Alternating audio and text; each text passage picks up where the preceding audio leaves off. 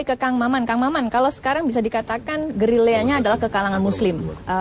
Kita door to door, kita sering melihat ke pondok pesantren lainnya. Hasilnya sejauh ini untuk suara di wilayah Jawa seperti apa? Kalau mengacu ke LSI, alhamdulillah ya, ada kenaikan yang signifikan dari 49, sekian. Bang Aji bisa koreksi saat ini. Hari ini udah 55,6. Beda dengan Pak Jokowi. Pak Prabowo justru menurun gitu. Nah, yang kedua sebenarnya ini hal yang menarik bahwa sungguhnya pemilih Muslim ini menjadi pertaruhan besar. Bagaimana mereka ditawarkan bukan pada konteks politik simbol, tetapi lebih kepada substansi. Misalnya hari ini Kiai Ma'ruf membuat pernyataan menarik soal sertifikasi travel haji. Karena apa? Ada 220.000 jamaah haji per tahun, ada sekitar 2 juta jamaah umroh. Dan kalau travel itu tersertifikasi dengan baik, maka itu tidak akan pernah lagi ada travel-travel bodong yang melakukan manipulasi kepada jamaah. Begitu pula ketika Jokowi meluncurkan Universitas Islam Indonesia Internasional, itu direspon dengan kedatangan beberapa tokoh, misalnya putranya Syekh Ramdhani Al-Buti, itu datang ke Indonesia dan melihat, oh inilah bentuk Islam yang rahmatan lil alamin. Sehingga Jokowi ditempatkan menjadi pemimpin Muslim di nomor ke-17 tingkat dunia.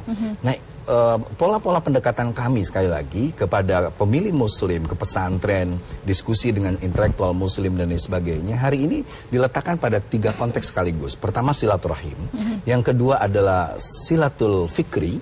Kita minta ide dan gagasan para kiai sehingga alhamdulillah Ustadz Abdul Somad datang ke Maulana Habib Lutfi bin Yahya di Pekalongan sehingga mendapat gelar Syekh Abdul Somad. Kelompok itu lalu juga kita tidak menempatkan ulama atau kiai sekedar menjadi food getter, tetapi lebih diminta untuk memberikan ide dan gagasannya. Nah, baru yang terakhir adalah silatul amal. Bagaimana kerja-kerja politik ke depan itu betul-betul mengacu kepada kepentingan umat, sehingga Jokowi mampu memberikan sebuah contoh teladan bahwa sungguhnya Islam yang substansional adalah Islam yang transformatif dan mengacu kepada nilai-nilai perdamaian. Jokowi dikatakan unggul di kalangan NU, namun tidak di Muhammadiyah. Seberapa besar pengaruh suara Muhammadiyah untuk Jokowi? Sekali lagi, semua suara itu sangat berpengaruh, sangat penting bagi kami. Dan saya rasa ketika NU tinggi, di Muhammadiyah pun kami dapat dukungan dari belakang, dari tokoh-tokoh Muhammadiyah seperti Buya Syafi'i Ma'arif dan lain sebagainya. Nah, lalu dari teman-teman Persis. Tetapi sekali lagi kita harus menghormati juga. Di kalangan tertentu, di Muslim itu, ada yang namanya ikramud duyuf, menghormati tamu. Sehingga ada satu pesantren yang didatangi oleh Pak Jokowi, ya diterima. Ketika Pak Sandi datang, ya diterima, no problem. Tetapi nanti mereka akan memilih mana yang akan dipilih mereka, ada siapa yang perjuangkan kepentingan mereka dalam memajukan nilai-nilai Islam yang rahmatan lil alamin. Oke, baik. Jansen, tampaknya kunjungan ke pesantren-pesantren yang dilakukan oleh pasangan nomor 1 bisa dikatakan cukup memberi kepercayaan diri ketika selama ini kalangan Muslim selalu identik di pasangan 02. Apa pengaruhnya untuk Anda? Begini, Retna, saya pribadi ya, dan Partai Demokrat itu semuanya sangat menghindari berpolitik sara, karena memang mazhab demokrasi Pak SBY itu di tengah dia. Jadi tidak ke kiri, ya, tidak ke kanan, tapi menarik yang kiri yang kanan ini dia ke tengah. Itu mazhab kami. Yang kedua, saya pribadi ini kan bagian dari tim inti pemenangan Pak Prabowo. Saya selalu mengatakan saya Kristen, itu dia. Jadi saya tidak pernah berpura-pura terkait itu. Jadi isu ini mungkin yang tepat bahas itu memang Kang Maman, karena latar belakangnya di situ ya. Tetapi yang saya pahami, kalau kemudian kamu bertanya terkait kunjungan Pak Prabowo ke pesantren atau Bang Sandi begitu ya, di hampir semua pondok pesantren yang didatangi begitu, itu diterima dengan tangan terbuka. Bahkan kemarin saya terakhir itu baca begitu ya, sebelum ke Jawa Barat ini ya, itu Pak Prabowo itu kan ke Madura, itu ramai sekali. Itu di pinggir jalan itu tumpah orang lah begitu. Itu maka kemudian saya ingin sedikit bicara terkait persoalan berita-berita Bang Sandi katanya ditolak, kan begitu tadi. Saya percaya itu dimobilisir. Keyakinan saya, kultur kita masyarakat Indonesia ini tidak pernah menolak tamu. Siapapun tamu itu kita terima kok, bahkan kita masukkan ruang tamu. Bahkan lebih jauh lagi, gula pun nggak ada begitu, kita usahakan ngutang untuk buat kopinya atau tehnya begitu. Bahkan malam, kita masakkan makanan. Apalagi yang datang ini adalah calon pemimpin Indonesia. Bang Sandi itu kan punya potensi jadi wakil presiden seluruh bangsa Indonesia. Ngapain kok ditolak-tolak? Sama seperti misalnya kalau Pak Jokowi datang ke sebuah tempat atau kayak Maruf, saya pribadi itu, kami Partai Demokrat ya, itu standingnya adalah jangan pernah menolak, karena ini pemimpin kita. Bahkan saya itu pernah punya ide begini, demi kebaikan kita begitu ya, demi kebaikan kita, bahkan kalau wakil presiden ini masih bisa diganti, sesudah didaftarkan, digantilah. Itu. Karena saya bicara begini, ini saya masuk sedikit ya. Ini pikiran konstitusional, Kang Maman. Ya tidak ada urusannya dengan sara atau agama, saya katakan tadi. Di konstitusi kita itu dikatakan, ya ada namanya kalimat berhalangan tetap. Jadi jangan dipikir kemudian karena Pak Jokowi itu lebih muda hampir 20 tahun dari Pak Kiai Maruf Amin, maka Pak Jokowi ini tidak akan pernah berhalangan tetap begitu. Kiai Maruf karena usia itu akan lebih dulu berhalangan tetap. Tidak.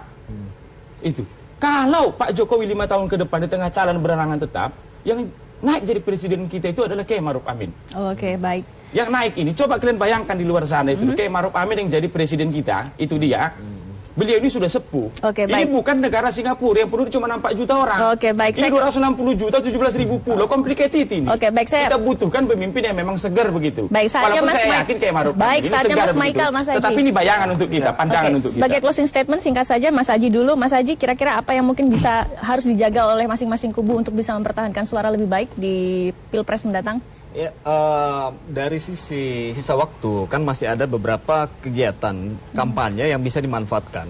Debat kandidat ini kan sebetulnya satu kegiatan kampanye yang terpaan publiknya sangat besar ya. Kita lihat rata-rata hampir semua debat kandidat itu kurang lebih sekitar 60% ya. Terpaan mereka yang menonton. Artinya bahwa disitulah kemudian kesempatan bagi kedua kandidat untuk memaksimalkan apa yang ingin mereka lakukan 5 tahun ke depan. Terutama menurut saya tugas beratnya adalah 02 karena dalam posisi selisih elektabilitas yang begitu jauh, 02 harus tampil lebih maksimal. Ya. Baik. Mas itu yang pertama. Yang kedua, saya sedikit mengingatkan bahwa dengan data survei per hari ini menunjukkan bahwa yang namanya politik identitas itu tidak punya efek signifikan terhadap proses Pilpres. Buktinya apa? Bahwa pertama karena kedua capres, semua capres cawapres Muslim.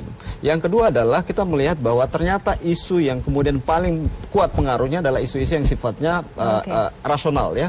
Approval rating terhadap Pak Jokowi yang tinggi itu kemudian yang menyebabkan mengapa limpahan elektoral saat ini masih kuat ke Pak Jokowi dibanding ke Pak Prabowo. Mas Michael, sikat saja silakan. Apa yang jadi di survei kita yang kita lakukan di 73 dapil itu, kita tanyakan pertanyaan apa masalah yang paling mendesak yang dialami oleh ibu bapak saudara di lingkungan ibu bapak saudara. Nah, 3 jawaban yang paling besar itu adalah pertama masalah perbaikan ekonomi, kedua masalah lapangan pekerjaan, yang ketiga adalah masalah perbaikan jalan infrastruktur. Artinya masalah inilah yang harus diambil oleh masing-masing tim untuk menjadi solusi terhadap masalah yang dihadapi masyarakat. Baik. Salah satu tim harus menjadi pemecah masalah terhadap solusi terhadap masalah-masalah yang dihadapi masyarakat. Dan Aku 3 faktor ini yang harus diambil. Kita sudah closing statement. 20 detik aja untuk KPU, tolong, ini kan pemilu ini berbarengan. Sosialisasikan juga dong. Itu terkait persoalan pileg. Baik. Jangan terus seakan-akan kalian ini kerjanya untuk Pilpres. Baik. Ini pilegnya kapan? Baik, terima kasih 4 narasumber saya sudah hadir. Selamat malam. Sampai jumpa saudara. Terima kasih di Ruang Demokrasi Jakti. Kita rugi benar.